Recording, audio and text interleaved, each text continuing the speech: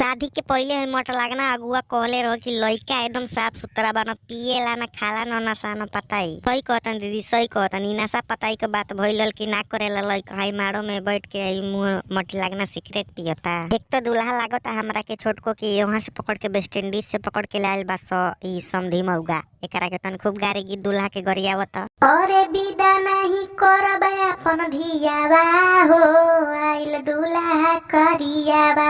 विदा नहीं करब अपन धियावा हो, आइल दूल्हा करियावा।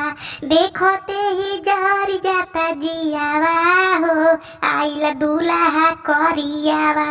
कौन मोती लगना अगुआ खोजले बाबरावा, मावा में आइल बट दूल्हा पिया कारावा।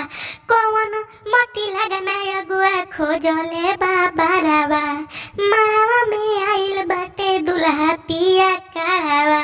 फूकता काला सावा के दियावा हो, अरे फूकता काला सावा के दियावा हो, आइल दूल्हा करियावा।